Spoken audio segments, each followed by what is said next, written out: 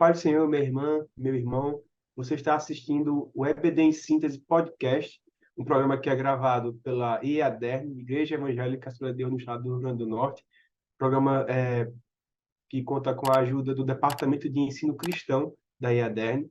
Meu nome é Reinaldo e eu estou aqui com o professor, o diácono Moab Santos. Pai do Senhor, professor. A paz do Senhor, meu irmão e diácono Reinaldo. É um prazer enorme estar com você, certo? É um prazer estar com cada professor que nos acompanha. Que o Senhor tenha misericórdia e nos ajude para que seja um momento bem edificante para a glória do nosso Deus.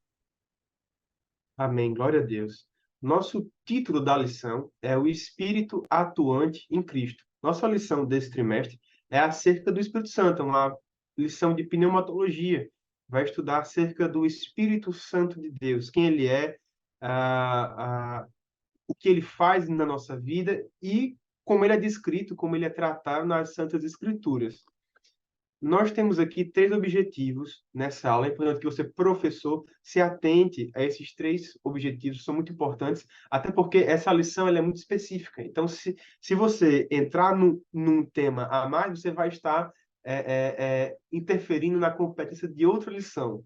Então, a gente tem que tratar bem dos assuntos aqui que serão tratados nessa aula.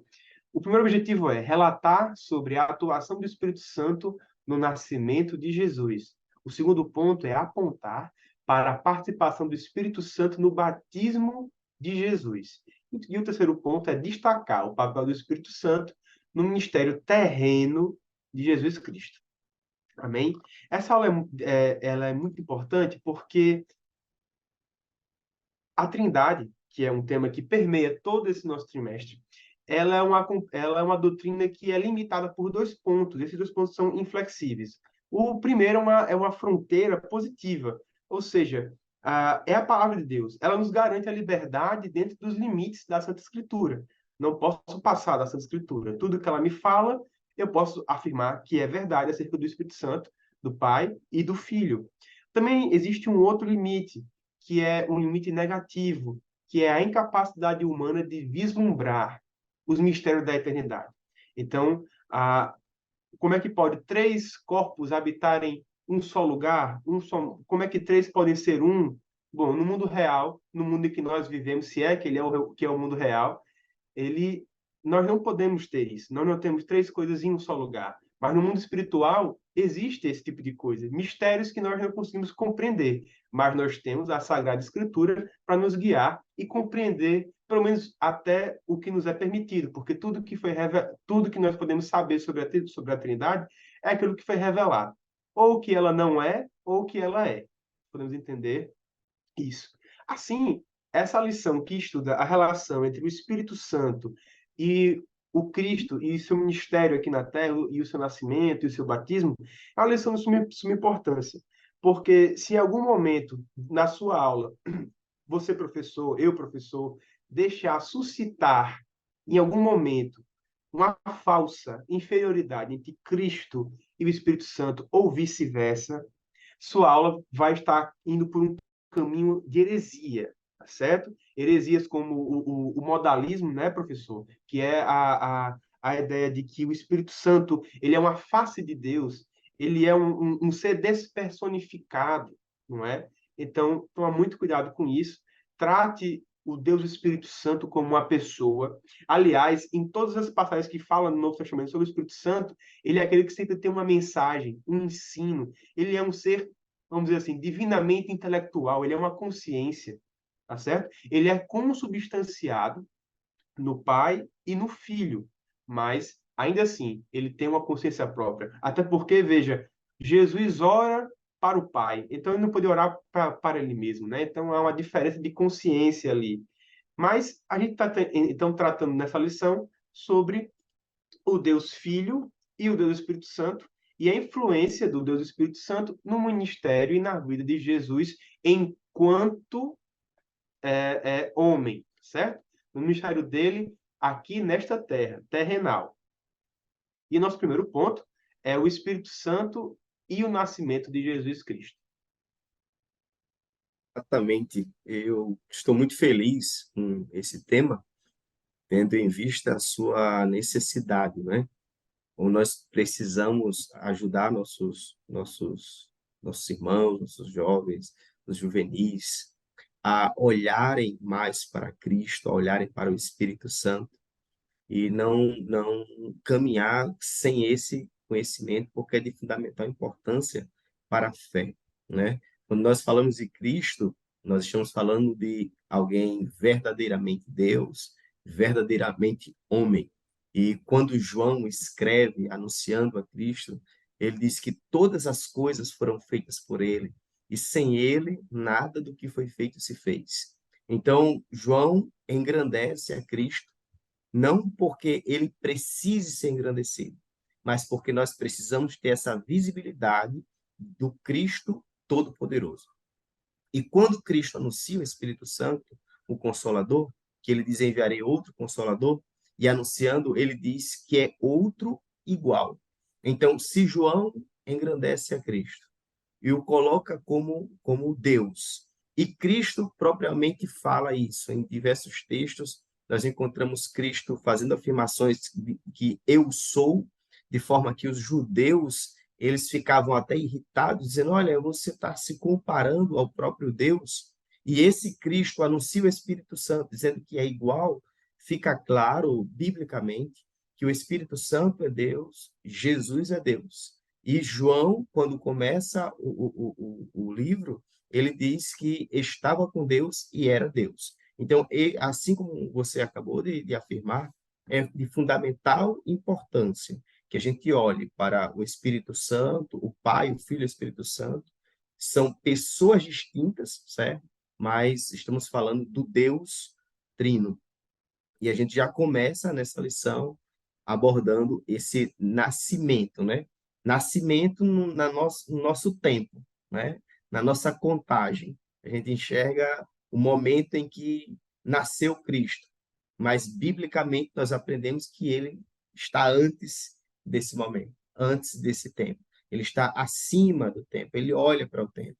Então, Jesus, o Espírito Santo e o Pai estão presentes já nesse momento, no início do ministério e antes do início do ministério, na geração, na gestação de Maria, e já é milagre de Deus aquele que é o dono da vida.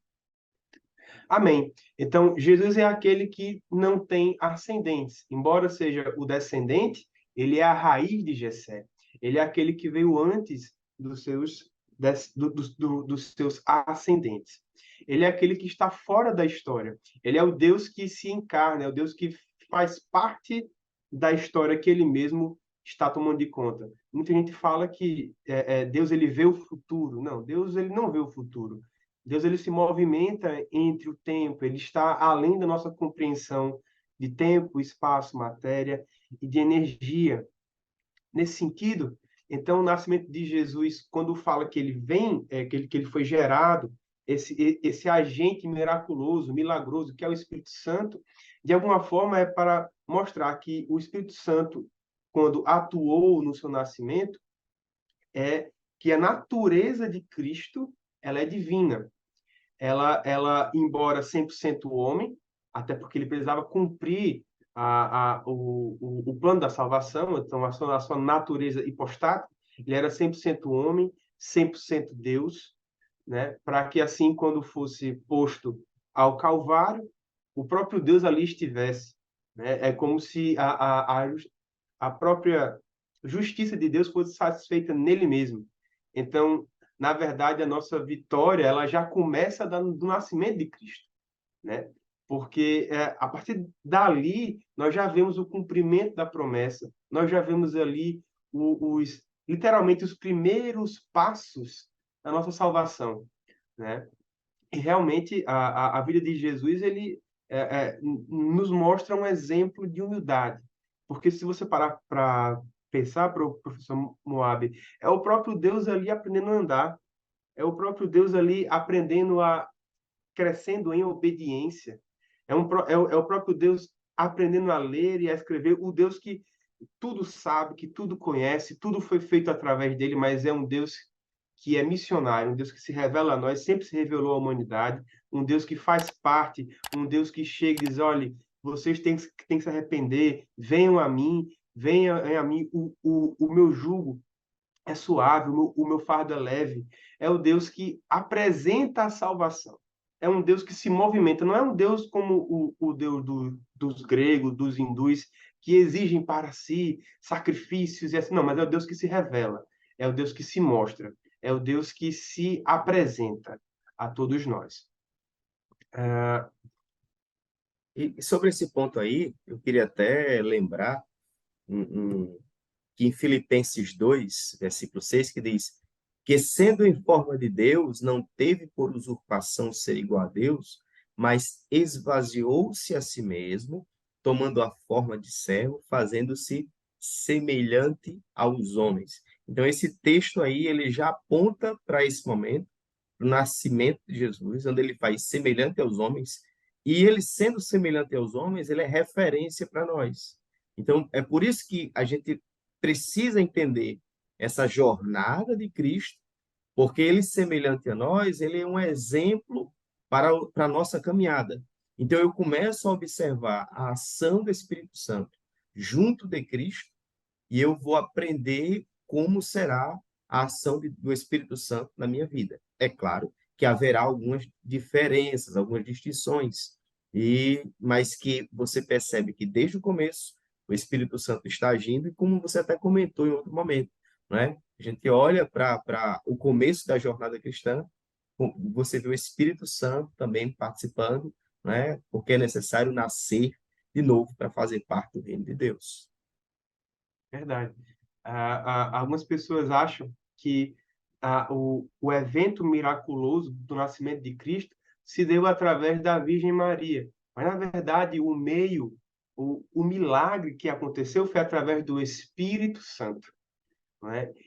Então, ele nasceu foi do Espírito, não foi por obra dos homens, não foi por uma conjunção carnal, mas sim fruto do Espírito Santo, da vontade do próprio Pai. Amém. O segundo ponto dessa lição, também muito importante, é o Espírito Santo no início do ministério terreno de Jesus. A gente já comentou aqui que o Espírito Santo gerou Jesus no ventre de Maria e também guiou os passos do menino. A gente vê lá em Lucas capítulo 2 que ele crescia em graça, em sabedoria, e o Espírito Santo ia sempre instruindo ele. Tanto é que quando ele foi para o Rio Jordão, a gente vai ver que naquele momento aparece ali a presença do Filho, do Espírito Santo em forma corpórea de pomba branca, e o Pai o pai ali com a voz dizendo: Este é meu filho amado, em quem eu tenho prazer. Então, a gente está falando, no meu ponto de vista, professor Moab, do ponto de vista da teologia e do cristianismo tradicional, esse é o momento que nós vemos a submissão em amor dos três da Trindade Santa. Nós temos ali um momento de íntima comunhão, de abertura que acontece entre a Trindade e uma evidência cabal da Trindade também. Muitas heresias, muitas seitas têm surgido, por exemplo, os unicistas, os testemunhos de Jeová, né, que dizem que a essência de Deus, a essência do Espírito Santo é outra, que não é a de divindade. Mas então nós temos aqui, e dizem até que eles não existem, quando, pronto, os unicistas, eles dizem que quando Jesus foi encarnado, o céu se esvaziou, né? Então o Cristo virou o Deus Pai, há uma confusão. Mas não há. Aqui há uma distinção clara entre os dois. Não há nenhuma confusão aqui. E nós vemos aqui que há uma obediência, né? Melhor dizendo, há uma submissão em amor, né? O filho se batiza para cumprir a justiça que o pai lhe impunha, né? E o pai, em amor, se agrada do filho. E é tão interessante esse seu comentário agora, porque sempre que surge uma heresia, algum texto bíblico estará sendo colocado de lado, certo? Então, quando alguém diz que o céu se esvaziou, ele não pode recorrer mais a esse texto aí. E você vê que Deus, em sua sabedoria, ele já deixou na Bíblia Sagrada as afirmações necessárias para que a gente não perca o rumo. Sempre que alguém perde o rumo, ele estará desconsiderando alguma afirmação bíblica. E olha que interessante. No batismo de Jesus, a voz vem do alto. Jesus está no Rio Jordão, né? E o Espírito Santo, em forma corpórea de uma pomba, está presente também. Então, há uma distinção, certo? Três pessoas, há uma distinção. Há uma presença dos três no mesmo lugar, no mesmo local, no mesmo evento, de forma que eu posso até não conseguir explicar algum detalhe ou outro, mas o texto bíblico ele deixa claro que são três pessoas distintas. Em outros textos bíblicos afirma a divindade dos três. Perfeito. Não há como discutir, né? A doutrina da Trindade, da Santíssima Trindade, ela, professor Moab, ela é um atestado da nossa incapacidade de entender alguns assuntos sobre Deus. Nós entendemos até certo ponto, até onde Deus permite que nós entendamos. Depois dali, a gente precisa se recolher a nossa insignificância espiritual e dizer, não, glória a Deus por tudo, louvado seja o nome do Senhor. Né? Glória ao Pai, glória ao Filho, glória ao Espírito Santo. Glória a Deus. Né? E reconhecer dessa forma que são três em um. Né? Um outro ponto da lição que nós vemos aqui é que o Espírito Santo esteve presente e atuando na vida de Jesus, e ele é quem conduz o mestre ao deserto para ser tentado pelo diabo. Jesus não estava sozinho naquela situação. Né? O Espírito Santo permanecia com ele e estava sempre o guiando. E aqui a gente tem que tomar muito cuidado, justamente para não acontecer o que eu falei no início, para que não pareça que, de alguma forma, Jesus precisava de de um auxiliador, de uma ajuda, ele era um Deus inferior de alguma forma. De forma alguma. Aqui é a mesma coisa que acontece no batismo, mesma coisa que acontece na criação do mundo. Façamos o homem. A ideia aqui é de que há um trabalho conjunto. Até porque a vontade do Deus Pai é a vontade do Deus Filho, que é a vontade do Deus Espírito Santo. Então, quando o Espírito Santo guia o mestre, conduz o mestre até o deserto, na verdade ali é uma vontade consubstancial, é uma vontade conjunta. Né? O amor na Trindade é tão grande que a vontade de um é a vontade do outro. Talvez nós percebamos a verdade que nos é revelada pelo texto bíblico de forma diferente. Quem convence do pecado e do juízo é o Espírito Santo. Mas quem é que morre na cruz para perdoar os nossos pecados? É o Deus Filho. Mas, na verdade, o Deus, nosso Deus poderoso, que é único, que é um só, consubstanciado em três, mas é um Deus só. A vontade dos três é a vontade de Deus, porque ele é Deus. Então, temos também outras ocasiões, né, que o Espírito Santo vai guiar o Senhor para visitar cidades para levar o conhecimento de Deus, do reino de Deus, a outros lugares. Da mesma forma somos nós. Da forma somos nós. A relação que há entre o Espírito Santo e Jesus no seu ministério também serve para nós.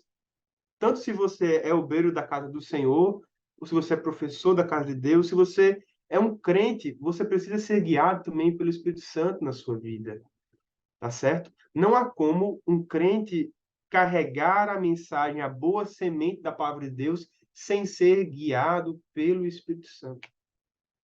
Exatamente. E enquanto Cristo andava com o Espírito Santo, e esse caminhar junto demonstra a perfeita comunhão, não é? A perfeita comunhão. Eu encontro Paulo devido à sua limitação, desejando pregar, né, na Ásia, e o Espírito Santo impedindo e dando uma outra direção, né? Então, enquanto em Cristo a jornada é uma perfeita comunhão, nós também somos guiados pelo Espírito Santo. Mas nós somos guiados por conta das nossas limitações, né? Nós somos guiados porque precisamos de direcionamento. Enquanto isso, eu aprendo em Cristo que é possível ser guiado pelo Espírito Santo e é vontade de Deus ser guiado pelo Espírito Santo. Quem olha para o ministério de Cristo e vê o Espírito Santo participando em cada momento, você tem um vislumbre do que Deus quer para nossas vidas. E um outro detalhe que já foi apontado aí, o Espírito Santo leva Jesus para ser tentado. E alguém se pergunta, né, ser tentado?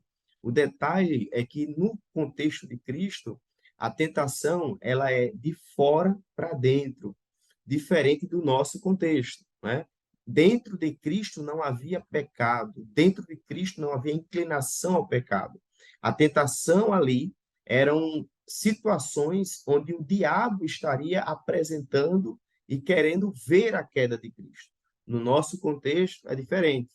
Nós cedemos muitas vezes, falhamos, mas porque há uma natureza em nós, uma natureza pecadora, que busca aquilo que desagrada a Deus. Mas em todo tempo o Espírito Santo está conosco para nos fazer vencer nessa jornada.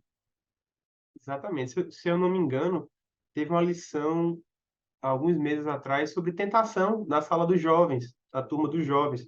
E o ponto é justamente esse: a tentação humana, ela não vem de fora, ela vem de dentro, né? Nasce das nossas concupiscências. Mas o Cristo não, como ele era nascido, né, pelo Espírito, ele não nasceu em pecado. Logo, o diabo tentou, mas Jesus em sua natureza não tinha apenas o repreendeu e logo foi-se ali Satanás.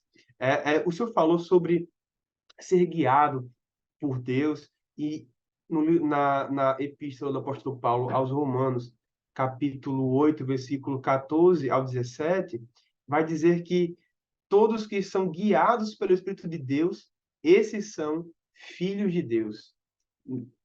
Da semelhante semelhante ao filho de Deus Jesus, que também, mesmo sendo Deus, foi guiado pelo Espírito Santo de Deus. Né? E não há nenhum problema, não há nenhum demérito nisso. Na verdade, ali há uma cooperação em amor da Trindade. Chegamos então, professor, no ponto 3, que é capacitando-o para o exercício do ministério.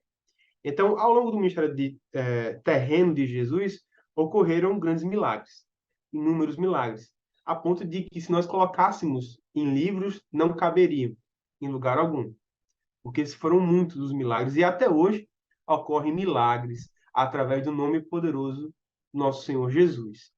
Então, professor Moab, qual é a influência do Espírito Santo no ministério de Jesus quanto a esses milagres, a esse exercício do ministério de Jesus? Eu estava pensando aqui, enquanto você estava comentando, e vendo como o ministério de Jesus foi bombardeado, né, de acusações, de pessoas mal intencionadas, como o ministério de Jesus passou por situações onde as pessoas precisavam de curas, precisavam de uma ação sobrenatural, e em nenhum momento Jesus ele se deparou em um contexto para dizer, esse aí eu não consigo resolver. Essa situação eu não consigo ultrapassar. Jesus termina o seu sermão, um homem leproso aproxima-se de Jesus e diz: Eu creio que se tu quiseres, tu podes me purificar. E apenas Jesus toca naquele homem e ele é purificado. Em outra situação, uma mulher está saindo da cidade com um filho morto. Está diante de Jesus. E diante de Jesus, ela está em lágrimas. Jesus interage com aquela mulher, fala com ela, diz: Não chores. Toca, e aquele defunto, ele coloca-se de pé. Então, olhar para o ministério de Jesus, quantas vezes quiseram pegar Jesus em algum deslize, em alguma frase, em alguma afirmação, e a Bíblia diz que Jesus conhecia os seus pensamentos. Então, olhar para o ministério de Jesus é olhar para algo sobrenatural. E você vê o Espírito Santo agindo através de Jesus, agindo com Jesus. E, semelhantemente, nós vamos perceber isso na vida e no ministério daqueles que seguiram a Cristo, né? Semelhantemente, o Pedro, quando chegaram para Ananias e Safira, chegou com a mentira. Pedro diz: olha, você não mentiu aos homens, você mentiu a Deus. E naquele momento eles são mortos. Porque o Espírito Santo, ele age junto, né? Com Jesus foi a referência, com Jesus foi o modelo naquela jornada. E não havia uma situação que ele não pudesse resolver. Por quê? Porque apesar de Jesus estar em forma humilhante, em forma humana, semelhante a nós, mas pela companhia do Espírito Santo, todos os desafios, todos os problemas, tudo que aquilo era que era humanamente impossível se tornava resolvido, tinha uma solução, algo miraculoso acontecia por conta do poder sobrenatural do Espírito Santo. Verdade. Quando nós lemos a passagem da mentira de Ananias e Safira, ele fala que porque vós mentistes contra Deus. Poucos versículos depois, porque vós mentistes contra porque vocês pecaram contra o Espírito Santo. Então, o Espírito Santo também é Deus, né? Então, é possível pecar contra ele, é possível ferir a santidade do Espírito Santo, de alguma forma. Jesus também, no ministério dele, professor, ele foi humilde. Ele mesmo declarou em Lucas capítulo 4, quando ele recita, ele chega no templo e dão para ele alguns rolos, e ele encontra a passagem lá de Isaías 61, que vai nos dizer o seguinte: agora o Senhor Deus e o seu Espírito, não, perdão, 61. O Espírito do Senhor está sobre mim, porque o Senhor me ungiu para pregar boas novas aos mansos, enviou-me a restaurar os contristos de coração, a proclamar a liberdade aos cativos e a abertura de prisão aos presos. Glória a Deus, né? Esse é o nosso Deus. E veja que não foi um profeta que ungiu, não. Foi o Espírito Santo que ungiu. Ele está sobre mim, está sobre a minha vida. E aqui a gente pode voltar o, o tema que a unção, na aula, acho que na aula 3 ou foi aula 5, eu não lembro agora, dessa mesma lição, fala sobre o símbolo do Espírito Santo. E um deles é a unção, é o óleo. É o óleo da unção. E quando a gente fala de unção, a gente fala de capacitação. Quando o Espírito de Deus nos capacita. Quando o Espírito de Deus também habita em nós, a ideia do batismo com o Espírito Santo também é isso, é um revestimento do Espírito Santo. Então, nós estamos sendo capacitados, né, para pregar a palavra de Deus. O Espírito Santo conosco nos ajudará no exercício dos dons espirituais, de cura, dom de línguas, dom de revelação, de interpretação de sonhos.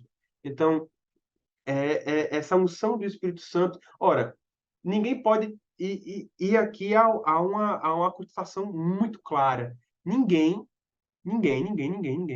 é capaz de realizar prodígios e milagres, pregar a palavra de Deus, evangelizar sem o Espírito Santo. Não podemos achar em nenhum momento que a nossa boa dicção, nossa boa oratória, nosso conhecimento e nosso estudo substituirá o Espírito Santo. Se o próprio Deus, encarnado em homem, disse que ele estava ali porque estava sobre ele o Espírito Santo e tudo que ele fazia, porque o Espírito Santo ungiu, o Espírito Santo o guiava, quanto mais eu, meu irmão, quanto mais eu que sou pecador, que em pecado gerou minha mãe, em pecado eu nasci, eu preciso também dessa graça, quanto mais eu preciso do Espírito Santo, né, na minha vida. Você estava comentando aí, e eu estava lembrando de Pedro, quando estava preso, sendo ameaçado. ele faz uma oração, né? Ele faz uma oração apresentando a Deus justamente as ameaças.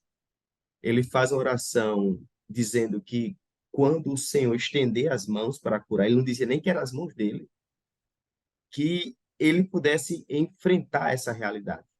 E a Bíblia diz que ele, naquele momento, foi cheio do Espírito Santo.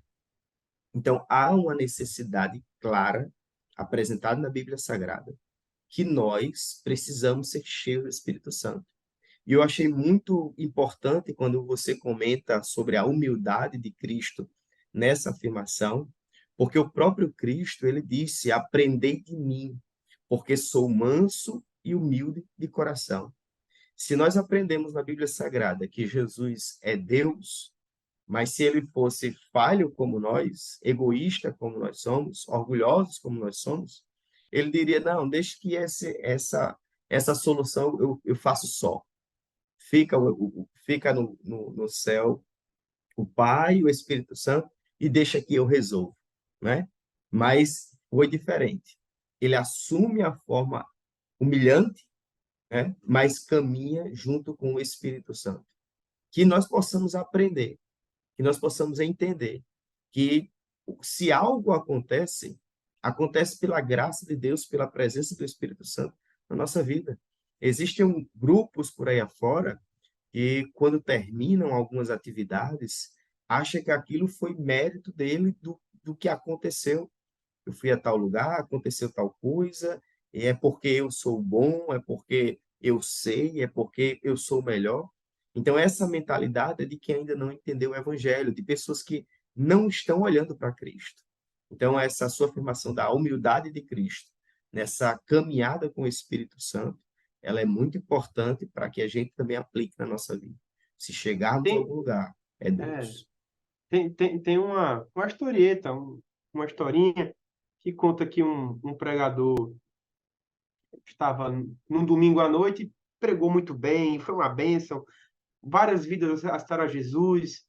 E quando terminou o culto, uma senhorinha, aquelas bem antigas, com coque, com aquela coisa toda, chegou para ele e disse: "Parabéns, pregação muito agradável, glória a Deus por tudo."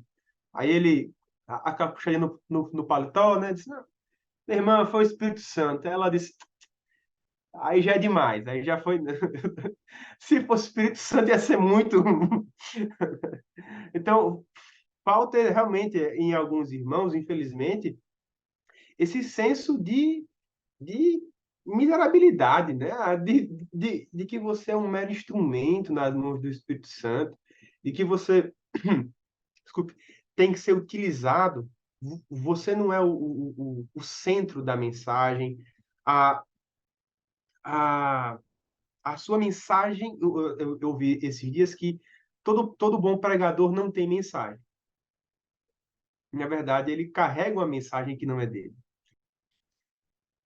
Amém. Então, nós chegamos no último ponto, que é capacitando, o Espírito Santo capacita a Jesus para concluir o plano divino.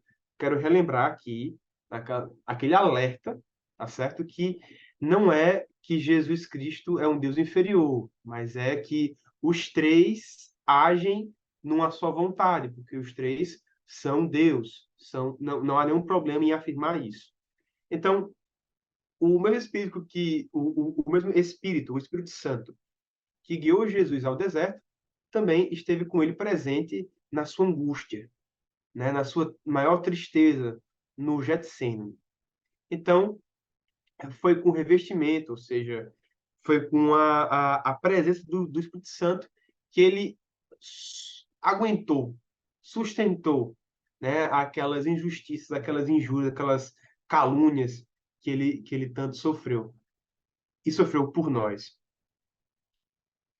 É importante porque, diferente do que muitos afirmam, um evangelho triunfalista, né? Onde não existe algumas etapas, olhar para o ministério de Cristo, nós temos a nossa referência. Nós temos a nossa referência. No começo, o Espírito Santo está. Durante o Espírito Santo está. No final, o Espírito Santo está. E a morte de Cristo foi uma morte dolorosa, uma morte humilhante, uma morte que Cristo não precisaria passar. Foi por amor, foi um ato sacrificial, foi um ato pensando naquele que não merecia, certo? E o Espírito Santo esteve com ele nessa trajetória. Então, nós somos amados pelo Deus Trino. E nesse último momento, onde Cristo enfrenta essa realidade, onde pessoas vão cuspi-lo, vão esbofeteá-lo, vão crucificá-lo, em todo tempo ele não murmura, ele não, ele vence calado como ovelha muda, não abriu a sua boca. Então, olhando para o ministério de Cristo e vendo que o Espírito Santo está lá, e Jesus, quando anuncia o Espírito Santo, diz o Consolador.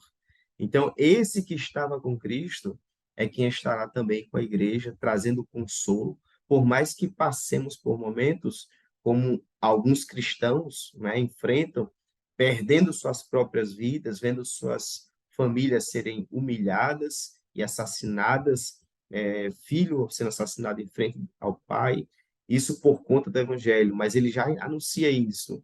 Quando tudo isso acontecer, bem-aventurados serás, né? Então, é uma lógica que humanamente a gente não consegue entender. É. Eu, como cristão, não posso esperar nada diferente do que o meu Deus recebeu, né? Nós cristãos brasileiros, temos muito que agradecer a Deus. Muito que agradecer. Quando nós lemos, todo mundo, eu estou com 26 anos, mas de lá para cá eu li alguns livros de bibliografias de pessoas que passaram por perseguição, por torturas, por todo tipo, perseguição política, perseguição familiar, e eu lendo aqueles textos, eu termino de ler achando que eu não sou crente. A verdade é, a gente sente isso porque será que eu aguentaria passar pelo que ele passou? Será que eu teria a fé para enfrentar o que esse pessoal, o que esses meus irmãos passaram? Não é? Será que eu teria essa comunhão com Deus tamanha de dizer eu dou a minha vida? E esses testemunhos edificam nossa fé. E o nosso Deus, Jesus Cristo, a nossa vitória foi na morte dele. Na sua ressurreição também, porque se há ressurreição em Cristo, nós também seremos ressuscitados. Mas os nossos pecados são perdoados através da satisfação pela substituição de Cristo por nós. Então, o crente não pode esperar nada diferente do mundo, senão o estranhamento. Nós pregamos uma vida de renúncia, uma vida cheia do Espírito Santo, mas uma vida que, embora tenha a alegria do Espírito Santo, somos selados por ele. Um dos símbolos do Espírito Santo também é o selo. Somos propriedade de Cristo. E que por isso o mundo olha para nós e não entende por que você faz isso. Há um evangelho, se existe um evangelho que ele é pregado e que esse evangelho prega boa saúde, fama, sucesso, prosperidade acima de tudo, tudo isso acima da palavra de Deus, acima de uma vida piedosa, de uma vida de santidade, de uma vida que busca entender e busca a presença do Espírito Santo, esse evangelho é falso. Mesmo que ele faça nascer maçãs douradas, mas é um evangelho falso. É um evangelho que Paulo disse: a nossa esperança se limita às coisas desta vida. Somos os mais miseráveis de todos os homens. Eu estava conversando com um amigo há pouco tempo e eu dizia para ele o seguinte, que o diabo ele tem uma seringa, nessa seringa ele tem uma mentira. E quando essa mentira é implantada na mente humana, produz o engano. E esse engano faz com que algumas pessoas tenham até certeza de salvação. Mas é uma certeza de salvação, é uma ideia de cristianismo distorcida do que diz a Bíblia Sagrada.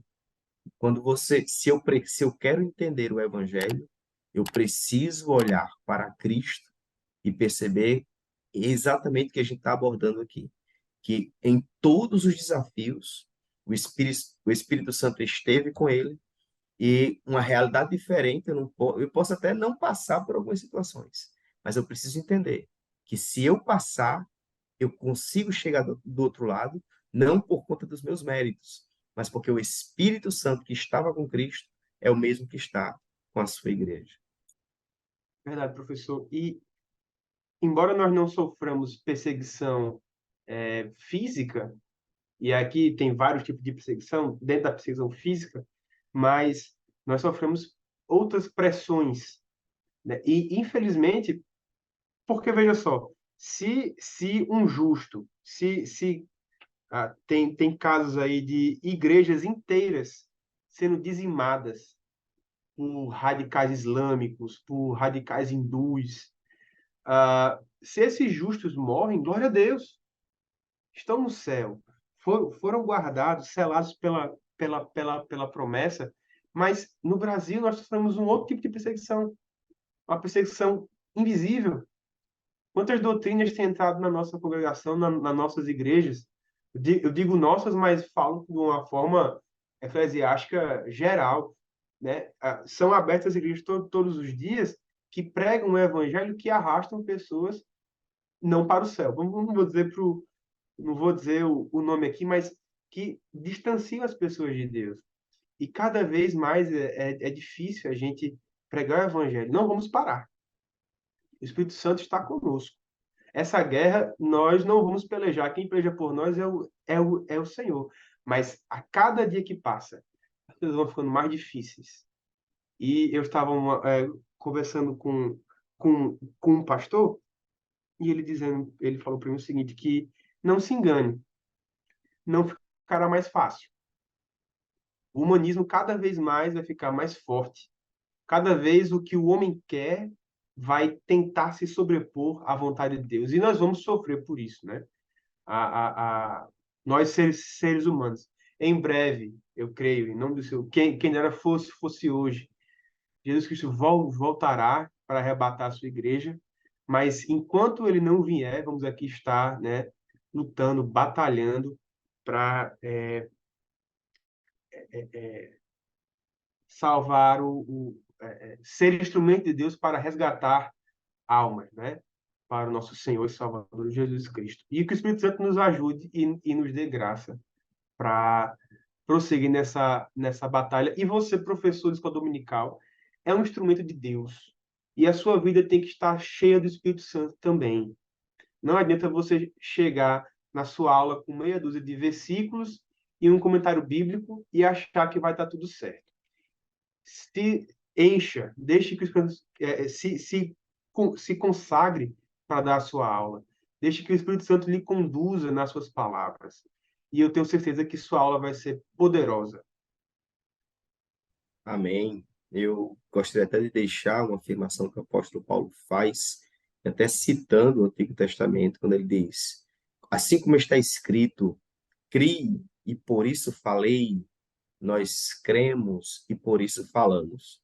É importante que o professor da escola dominical ele perceba exatamente isso, que não adianta chegar com uma teoria que não se vive, né? Aquelas teorias que tá mais para uma utopia, né? Eu preciso chegar na sala de aula como alguém já dependente do Espírito Santo, já orando a Deus. Olha, Espírito Santo, me ajuda, ajuda nas minhas palavras, para que tanto na minha vida que estou falando, como naqueles que estão me ouvindo, possa haver uma ação sua, um milagre teu. E eu queria até reforçar o seguinte: a gente precisa olhar mais para o ministério de Jesus e ver no ministério de Jesus o que Deus tem também para fazer na nossa vida, diferente de algumas igrejas que fazem recortes, né? Pega lá o milagre, pega andando sobre as águas, e isso aí já vira o seminário ou a semana do milagre. E cadê a parte da crucificação? Cadê o negue-se a si mesmo e siga-me? Né? Então, Precisamos olhar que o Consolador hoje está agindo em nós. Amém. Bom, meu amado irmão, minha amada irmã, você professor, professora, que está ligado aqui conosco, nossa aula está terminando, vai terminar agora, mas eu não queria deixar de agradecer ao professor Diácono Moab Santos de Farias, que está aqui conosco hoje, e agradecer a toda a direção do DENEC, e vamos terminar com a oração, né? Nada melhor do que uma oração pela sua vida, professor, que vai ministrar essa aula domingo. Que Deus te use poderosamente. Professor Moab, você pode orar por nós? Amém. Nosso Deus, nosso eterno Pai, somos gratos a Ti, Senhor, por mais um momento direcionado por Ti, que esta aula seja bênção na vida dos professores e alunos e que em todo o tempo, Senhor, o Teu nome seja glorificado em nossas vidas. Amém. Amém. Muito obrigado. A paz do Senhor. A paz do Senhor.